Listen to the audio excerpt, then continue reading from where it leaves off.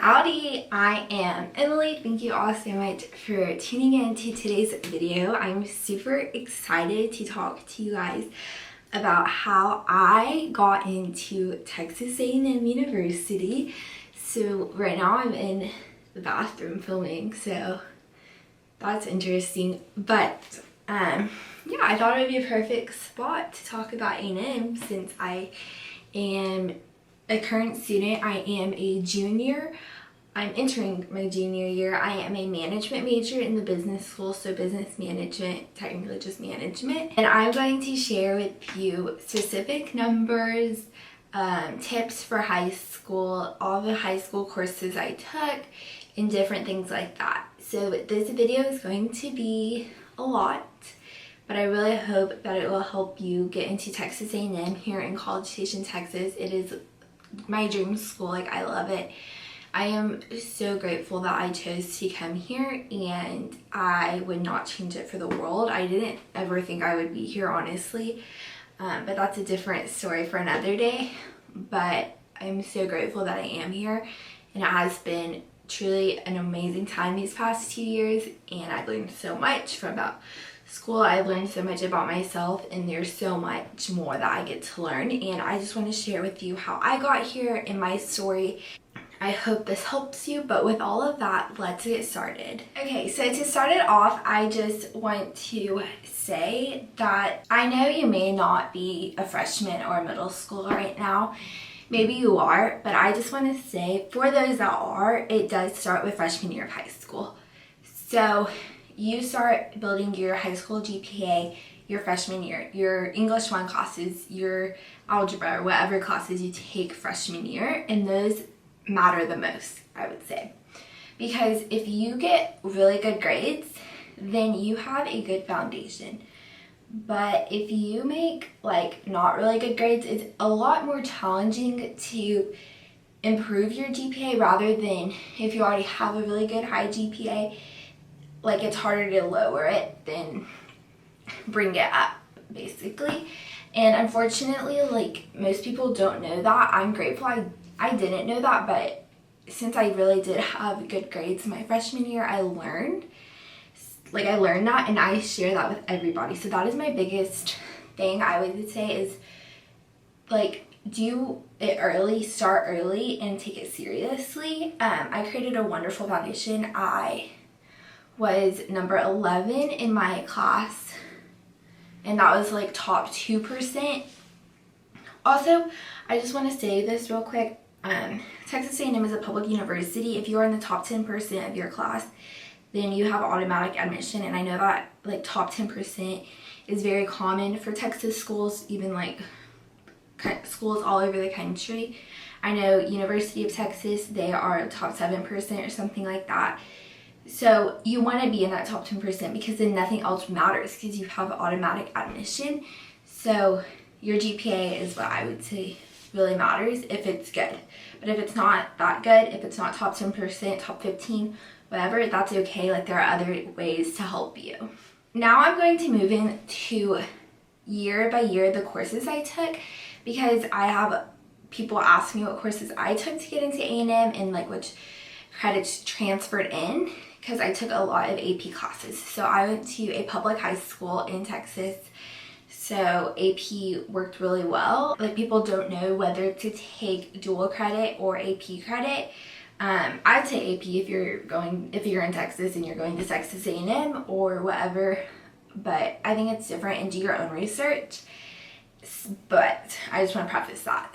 So freshman year I took journalism, which was my elective. So my electives were journalism, Spanish 1, even though Spanish was required, and aerobics. So aerobics was my PE credit because I didn't do sports in high school.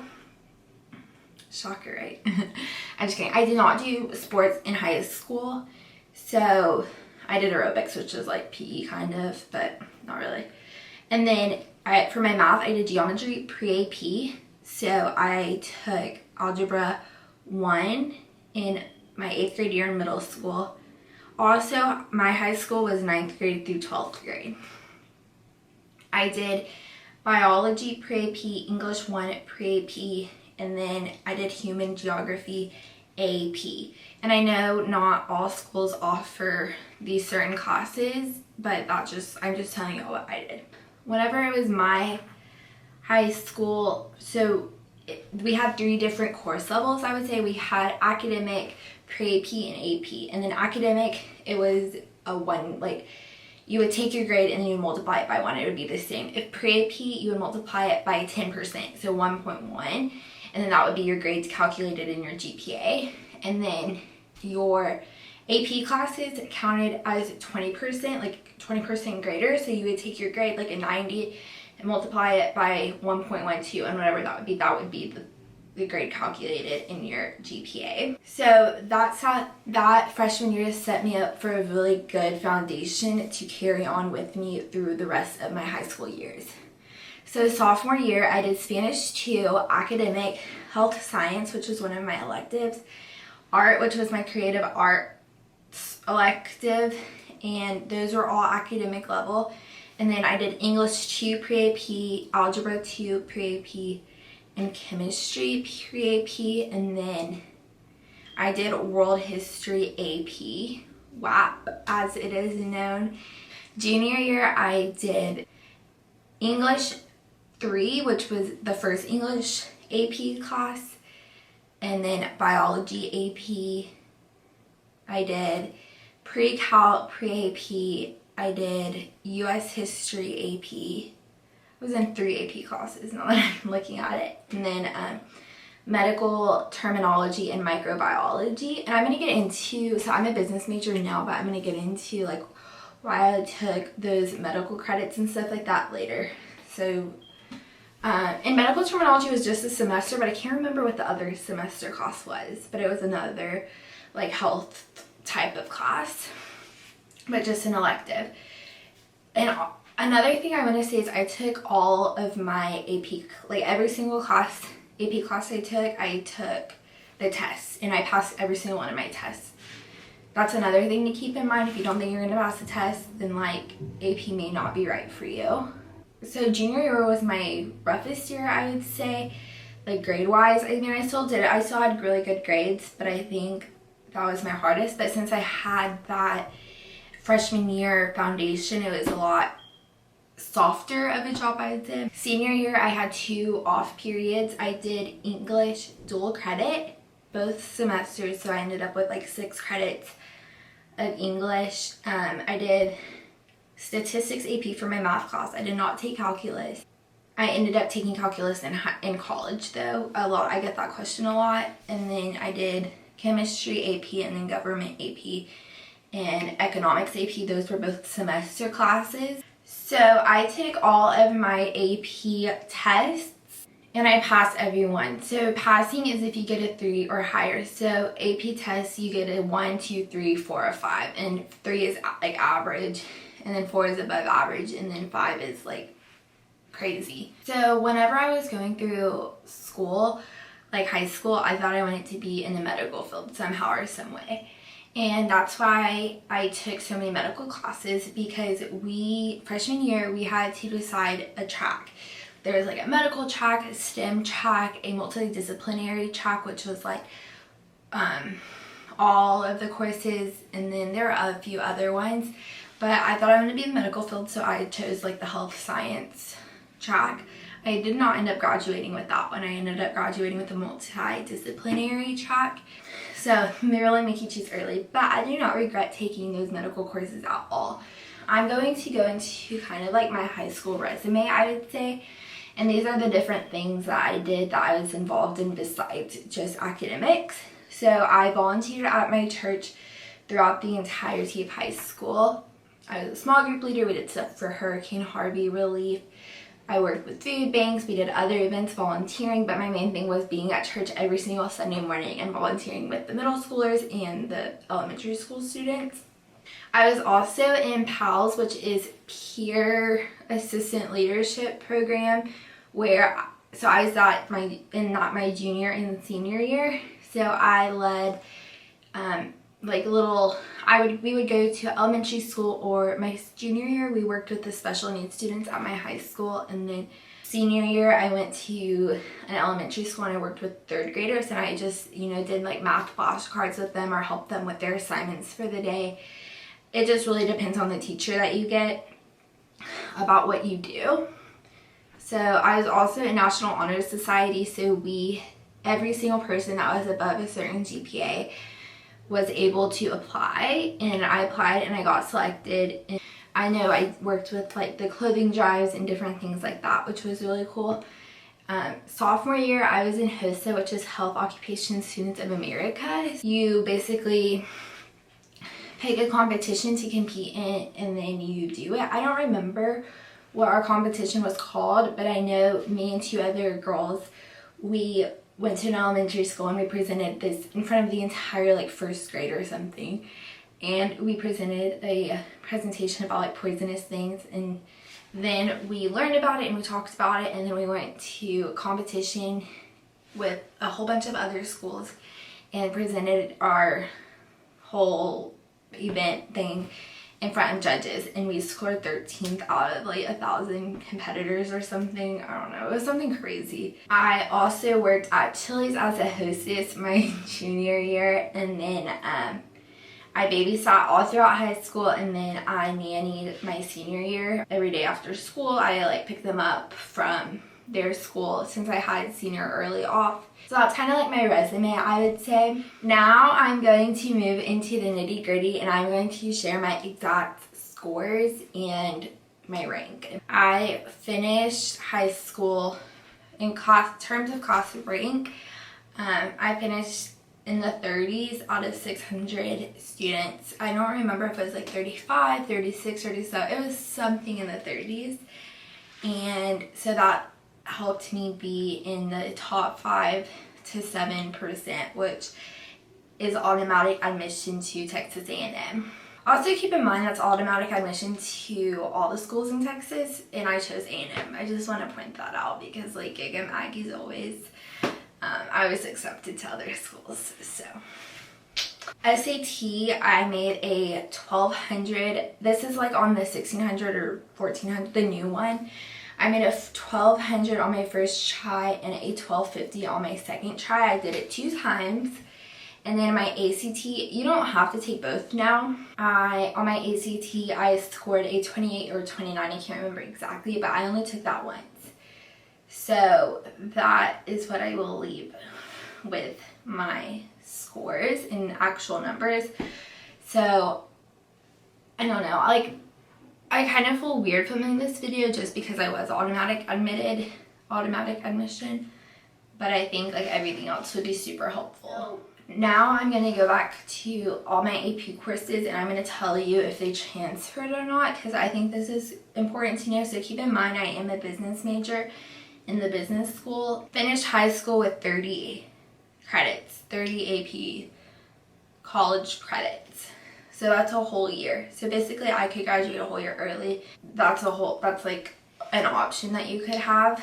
So human geography AP, it did count. It counted for a language and human geography counted for my psychology and sociology credit. And then world history AP counted for my society and civilization credit. AP US history, so I made a 4 on that test, and so it counted for both US histories you have to take. So that's in college you have to take 2 different history classes. You have to do US history before 1800s and then after the 1800s, or before pre-Civil War and then after Civil War, which occurred in the 1800s. But so those counted for both. That one test counted for both credits. Okay, I can't remember which way it is, but I did English 3 AP and I did English dual, which is basically the same thing as English 3 and English 4, because it's 2 different semesters, so you're taking 2 different college classes.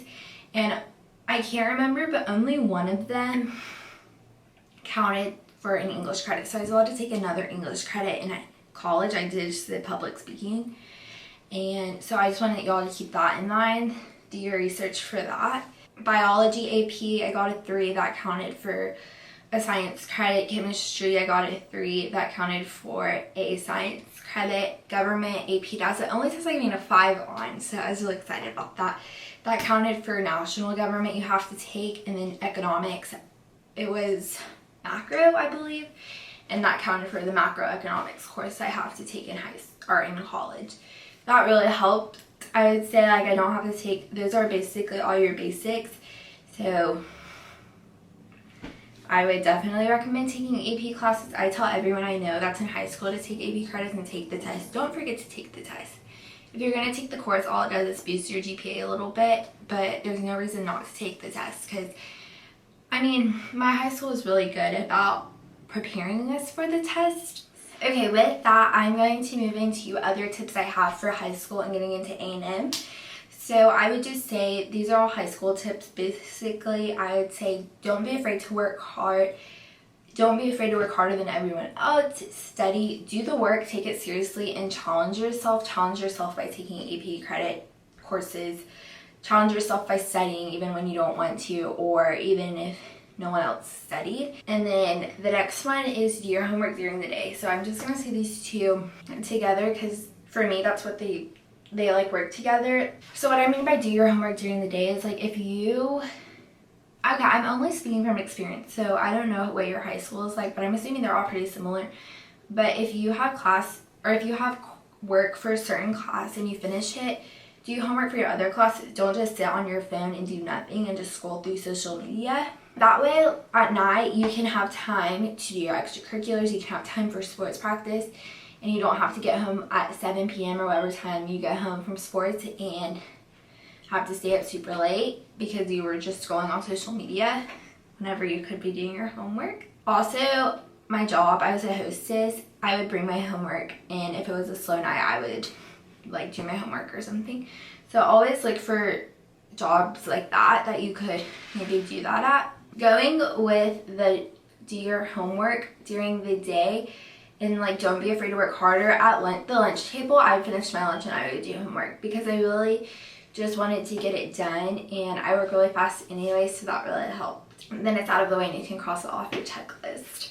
The next tip I have is to take electives that actually mean something. What I mean by this is don't just take them because you hear that they're easy or because someone else took them and it was like easy A. It's important because like I said, I took a lot of medical courses because I was in that medical track. I still know stuff about medical, and I'm really glad I did take those courses because I do still find it interesting, but I found that I don't really want to do that. Be willing to explore, but don't just take them because they're easy, and I'd say that in college too. Finally, my last tip is don't stress too much or try to be perfect because you're not going to be. You're not going to have a 4.0. You're not going to be number 1. You're not going to be in 5 different extracurriculars. Do your best and remember you are smart and get good grades. That's what I would say. I know it's way more than that. Also, if you go to a big high school, don't be afraid that you're like, oh, I go to a big high school, so like I can't be in the top. Because I went to a big high school and I was in the top, and I'm not the smartest person at all. So do your work, just be smart, be diligent, because if you learn in high school, college is going to be a lot more easy for you. I know my brother and I went to two different high schools and they were totally different. And whenever he went to college, it was a lot harder for him to adjust than it was when I moved to college, because like academic wise. So that is going to wrap up today's video. If you have any more questions, I know there's a whole bunch of questions, leave them down below and I will answer them. You got this, and I really hope you can come join me at Texas A&M. It is truly the most wonderful school and the best decision I've made, and I hope you all have a wonderful day, and don't forget to ask me questions. And I'm gonna leave it off with a super corny dismiss. But thanks and gig 'em.